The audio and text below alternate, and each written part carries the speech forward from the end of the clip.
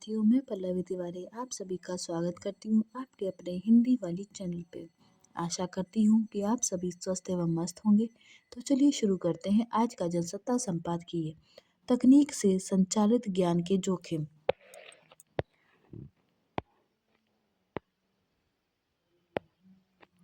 आज का समय तकनीक का है और इसका मौन एवं सबसे प्रभावशाली चेहरा है एग्लो एल्गोरिदम।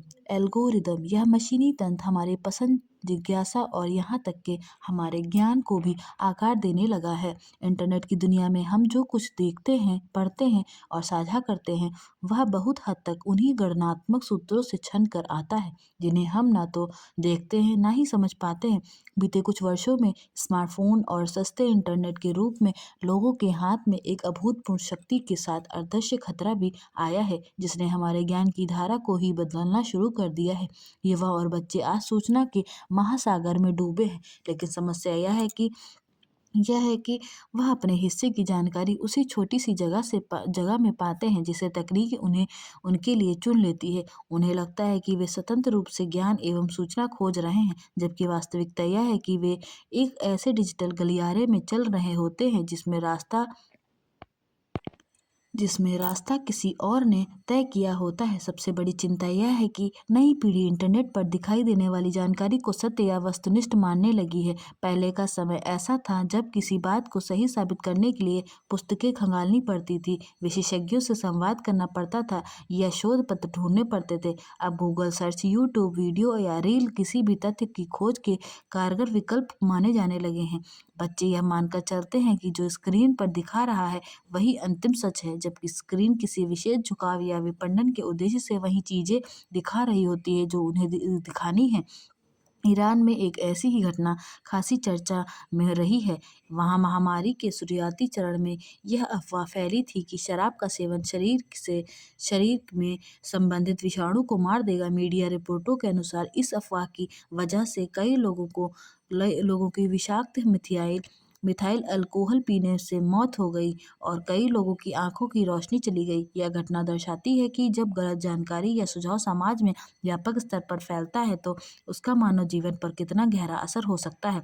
दरअसल सोशल मीडिया के एल्गोरिदम इस तरह डिज़ाइन किए जाते हैं कि वे हमें कहीं वही दिखाएं जो हम पहले से पसंद करते हैं या जिसके समर्थन में हमने पहले कोई संकेत दिया हो। यह प्रतिक्रिया इतनी बार और इतनी सहजता से होती ही है कि फ़र्क धीरे धीरे ख़त्म हो जाता है। अगर कोई व्यक्ति किसी मुद्दे पर पहली बार कुछ एक तरफा सामग्री देखता है तो वह मंच भविष्य में उसे उसी तरह की और अधिक सामग्री दिखाने लगता है। देखने वाले को यह भ्रम होने लगता है कि ज़्यादातर लोग उसी तरह सोचते होंगे जैसे उसके मोबाइल की स्क्रीन पर दिखता है। बच्चों में यह समस्या और गहरी है क्योंकि उनकी दुनिया नई, संवेदनशील और आसानी से प्रभावित होने वाली होती है थे और राय के फ़र्क को समझना अभी सीख ही रहे होते हैं। यह समय उनके लिए तर्क, विवेक और विश्लेषण की क्षमता विकसित करने का होता है। मगर वास्तविकता यह है कि आज के डिजिटल मंच बच्चों को विश्लेषण नहीं बस उपभोग सिखाते हैं।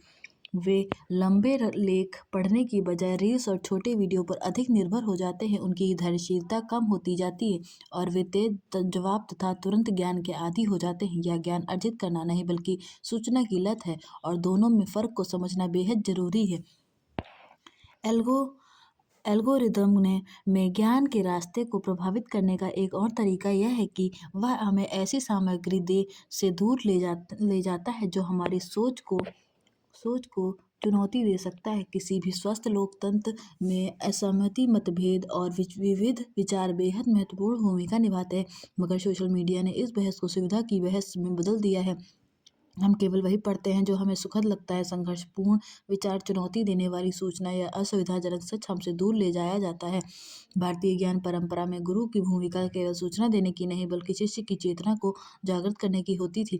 मगर आज एल्गोरिदम एक मौन गुरु की तरह काम कर रहा है जो प्रश्न नहीं केवल उत्तर देता है। वह भी वही जो सुविधाजनक हो। यही सबसे गहरी चिंता है। बच्चे परीक्षा की तैयारी के लिए यूट्यूब पर पहले से तैयार सारांश खोजते हैं। एक डॉक्टर या इंजीनियर का सपना देखने वाला छात्र भी किसी वीडियो को देखकर मान बैठता है कि यही रास्ता सही है।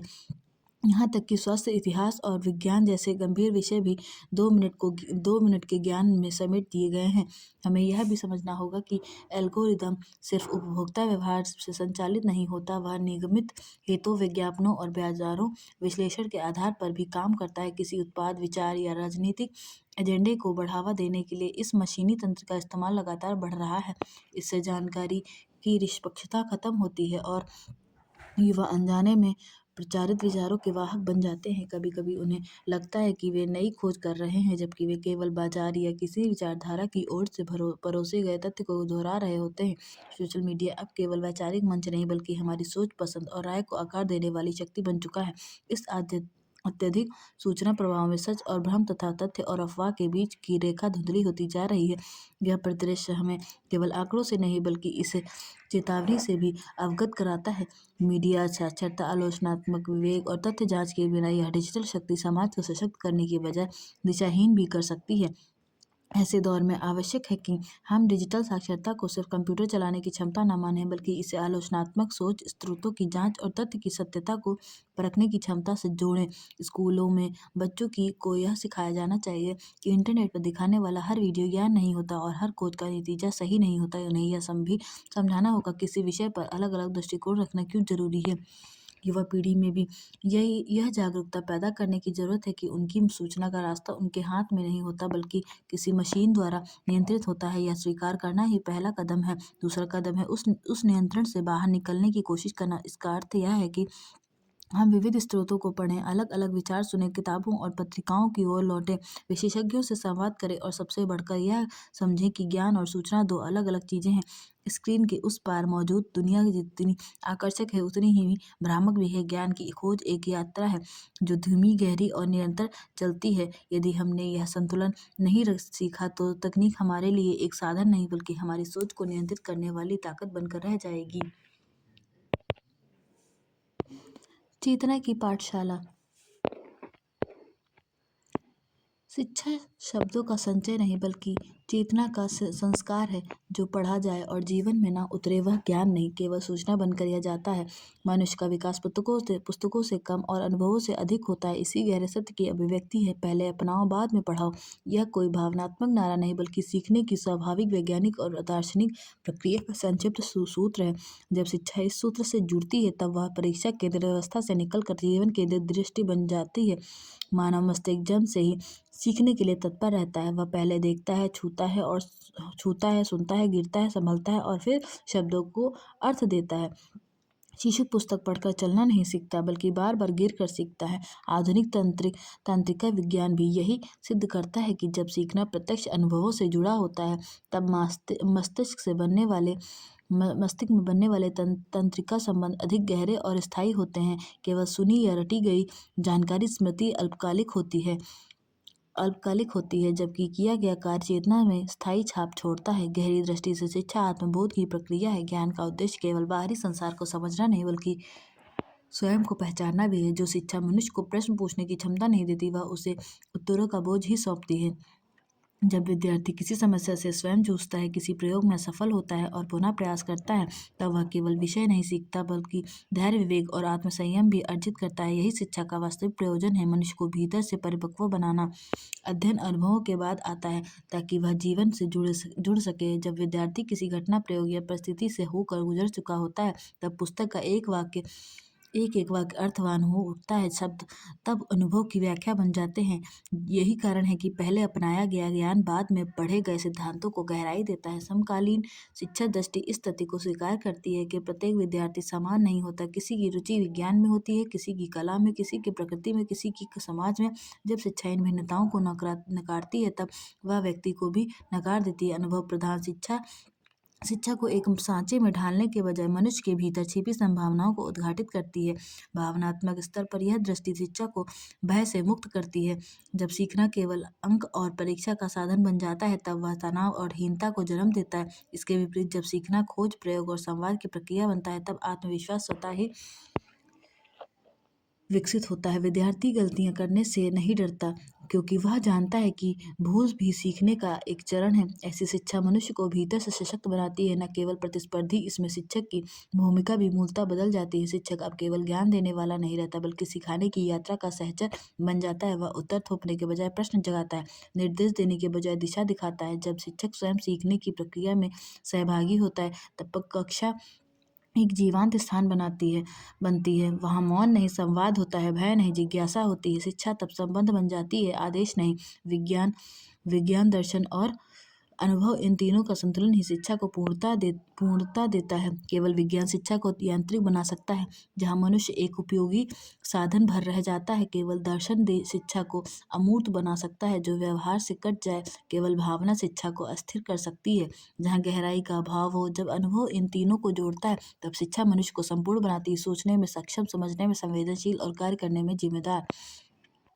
अनुभव प्रधान शिक्षा व्यक्ति को केवल ज्ञात नहीं, उत्तरदायी बनाती है।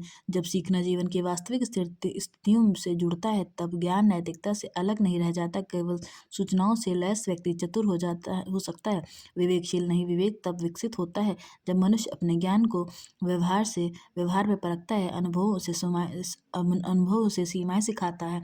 असफलता विनम्रता देती है और सफलता संयम। ऐसी शिक्षा व्यक्ति के भीतर संतुलन पैदा करती है। वह न तो अति आत्म केंद्रित होता है, ना ही भीड़ में विलीन। वह सोचता भी है और महसूस भी करता है। यही संतुलन शिक्षा को उपयोगी से आगे बढ़ाकर अर्थपूर्ण बनाता है। जो व्यक्ति अनुभव से सीखता है, वह केवल अपने अधिकार नहीं जानता, अपने दायित्व भी समझता है। वह प्रकृति के साथ संघर्ष नहीं करता, सह-अस्तित्व सीखता है। वह समाज को केवल उपयोग की वस्तु नहीं मानता, बल्कि सहभागिता का क्षेत्र समझता है। इस प्रकार शिक्षा केवल व्यक्तिगत उन्नति का नहीं, सामाजिक संतुलन का भी आधार बनती है। दरअसल शिक्षा का उद्देश्य आजीविका तक सीमित नहीं हो सकता। रोजगार आवश्यक है, पर वह शिक्षा का अंतिम लक्ष्य नहीं। शिक्षा का लक्ष्य है दृष्टि का विकास। वह दृष्टि जो सही और गलत में भेद कर सके, जो तत्कालिक लाभ से ऊपर उठकर दीर्घकालिक परिणाम देख सके, जो ज्ञान को शक्ति नहीं, सेवा का माध्यम समझे। पहले अपनाओ, बाद में पढ़ाओ, इसी दृष्टि का सार है। जब अनुभव बीज बनता है और अध्ययन उसका विस्तार, तब शिक्षा मनुष्य को केवल कुशल नहीं, विवेकशील भी बनाती है। यही शिक्षा का मौलिक स्वरूप है, जो जीवन से निकलती है, जीवन में उतरती है और जीवन को अर्थ देती है।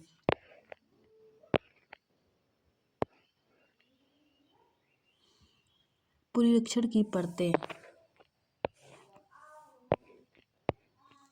निर्वाचन आयोग की ओर से मतदाता सूची के विशेष गहन पुनरीक्षण को लेकर उठ रहे सवालों का सिलसिला थम नहीं रहा है।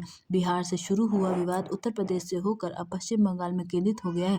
पुनरीक्षण प्रक्रिया का मकसद मतदाता सूची की पात्र लोगों को बाहर करना है, जिनमें स्थान बदलने वाले नागरिक या जिनकी मौत हो चुकी है या फिर गलत तरीके से नाम दर्ज कराने वाले लोग शामिल हो सकते हैं। चुनाव में शुचिता सुनिश्चित करने के लिए इस कवायद को जरूरी माना गया है और इस पर किसी को आपत्ति नहीं होगी। मगर इसमें सबसे महत्वपूर्ण पहलू है पारदर्शिता और निष्पक्षता का। विभिन्न राज्यों में इस प्रक्रिया के तहत मसविदा मतदाता सूची से जितनी बड़ी संख्या में लोगों के नाम बाहर होने के दावे किए जा रहे हैं, उसमें आम नागरिकों के मन में कई तरह की आशंकाएं पैदा हो गई हैं। इससे संबंधित मामले में पश्चिम बंगाल सरकार ने बुधवार को सर्वोच्च न्यायालय में अपना पक्ष रखते हुए आरोप लगाया कि राज्य के लोगों के अधिकारों का हनन हो रहा है। इस पर शीर्ष अदालत ने कहा है कि हर समस्या का समाधान होता है और हमें यह सुनिश्चित करना होगा कि कोई भी पात्र व्यक्ति मताधिकार से वंचित न रहे। गौरतलब है कि पुनरीक्षण की प्रक्रिया के दौरान बड़ी संख्या में ऐसी शिकायतें सामने आई हैं कि नागरिकों के नाम मनमाने तरीके से मतदाता सूची से बाहर कर दिए गए हैं और उन्हें इस संबंध में कारणों की जानकारी भी नहीं दी गई है। ऐसे में निर्वाचन आयोग की इस प्रक्रिया में मतदाता सूची से बाहर होने वाले लोगों को समय पर सूचित करने और उन्हें अपनी पात्रता साबित करने के पर्याप्त अवसर देने को लेकर सवाल उठना स्वाभाविक है। जाहिर है, अगर पुनरीक्षण को निष्पक्ष और पारदर्शी बनाने को प्राथमिकता दी जाती तो संभवतः अनावश्यक विवाद खड़े नहीं होते। इससे पहले भी सुप्रीम कोर्ट ने पश्चिम बंगाल में मतदाता सूची के विशेष गहन पुनरीक्षण के संदर्भ में स्पष्ट निर्देश दिया था कि इस पूरी प्रक्रिया में तार्किक विसंगतियों की श्रेणी में रखे गए मतदाताओं का सत्यापन पारदर्शी ढंग से होना चाहिए, ताकि इससे नागरिकों को किसी भी तरह की असुविधा या तनाव न हो। पश्चिम बंगाल सरकार ने सर्वोच्च न्यायालय में दलील दी कि निर्वाचन आयोग को तार्किक विसंगति सूची में नामों का उल्लेख करने के कारणों को तत्काल सार्वजनिक करना चाहिए, ताकि संबंधित संबंधित व्यक्ति यह जान सके कि गड़बड़ कहाँ हुआ है और उसमें अपेक्षित सुधार किया जा सके। दावा किया जा रहा है कि राज्य में नाम, उपनाम या आयु में गड़बड़ी को लेकर अब तक 1.36 करोड़ लोगों को तार्किक विसंगतियों के उल्लंघन के लिए नोटिस जारी किए जा चुके हैं। इस पर शीर्ष अदालत ने बंगला भाषा में बोलचाल का जिक्र करते हुए कहा कि कभी-कभी इसकी वजह से भी नामों की वर्तनी गलत हो जाती है, लेकिन पात्र व्यक्तियों का मतदाता सूची में बने रहना जरूरी है। सवाल है कि विशेष गहन पुनरीक्षण की प्रक्रिया को पारदर्शी बनाने का जो काम निर्वाचन आयोग को खुद अपने स्तर पर शामिल करना चाहिए था, उस संबंध में न्यायालय को निर्देश देने की जरूरत क्यों पड़ रही है। ऐसे में यह सुनिश्चित करने की नितांत आवश्यकता है कि कोई भी पात्र व्यक्ति मतदाता सूची से बाहर न हो, ताकि निर्वाचन आयोग पर आम लोगों का भरोसा पूरी तरह कायम रहे। आभासी खतरे। ऑनलाइन खेल मनोरंजन का साधन हो सकता है, लेकिन इसके लिए सीमित समय तय करना और आत्मनियंत्रण बेहद जरूरी है। अगर किसी बच्चे या किशोर को इसकी लत लग जाए तो इसके परिणाम भयावह हो सकते हैं। आज की आभासी दुनिया में ऐसे खेल भी आ गए हैं जिनमें उपयोगकर्ताओं के जोखिम भरे कार्य दिए जाते हैं। बच्चे इन खेलों की ओर ज़्यादा आकर्षित होते हैं, जिससे वे न केवल शारीरिक एवं मानसिक विसंगतियों का शिकार हो जाते हैं, बल्कि कई बार आत्मघाती कदम उठा लेते हैं। उत्तर प्रदेश के गाजियाबाद में ऐसी ही एक हृदय विदारक घटना सामने आई। यहाँ 3 नाबालिग बहनें मंगलवार देर रात इमारत की 9वीं मंजिल से कूद गई, जिससे उनकी मौत हो गई। पुलिस को प्रारंभिक जांच पड़ताल में पता चला कि ये तीनों बहनें एक ऐसे ऑनलाइन खेल की आदी थी जिसमें खेल के दौरान कुछ इस तरह के कार्य दिए जाते जो खतरे से खाली नहीं होते। इसमें दो राय नहीं कि इंटरनेट और स्मार्टफोन ने हमारे जीवन को सुविधाजनक बना दिया है, लेकिन तकनीक के इस साधन में कई तरह के खतरे भी छिपे हुए हैं। मोबाइल फ़ोन के अत्यधिक इस्तेमाल से न केवल बच्चों और किशोरों की पढ़ाई प्रभावित होती है, बल्कि उनके व्यवहार पर भी प्रतिकूल प्रभाव पड़ता है। गाजियाबाद में इमारत से कूद कर जान देने वाली लड़कियों के परिवार वाले भी इस बात से चिंतित थे और इसके उनके ऑनलाइन गेम खेलने पर आपत्ति जताते थे। कहा जा रहा है कि परिवार वालों ने इन तीनों बहनों के मोबाइल फ़ोन के इस्तेमाल पर रोक लगा दी थी, जिससे वे बेहद निराश थी। सवाल है कि ऐसे ऑनलाइन खेलों की अनुमति कैसे दे दी जाती है जो किसी बच्चे के जीवन को खतरे में डाल दे या फिर उसकी मौत का कारण बन जाए। जाहिर है इसके पीछे कानून में स्पष्ट दिशा निर्देशों का अभाव हो सकता है, मगर अभिभावकों की भी यह जिम्मेदारी है कि वे इस तरह के जोखिम को हल्के में ना लें और बच्चों के मोबाइल फ़ोन के इस्तेमाल के दौरान उन पर नियमित नज़र रखें। आशा करती हूँ कि आपको यह क्लिप पसंद आई होगी। ऐसी ही क्लिप सुनने व पढ़ने के लिए हमारे चैनल को लाइक, शेयर एंड सब्सक्राइब जरूर करें। धन्यवाद।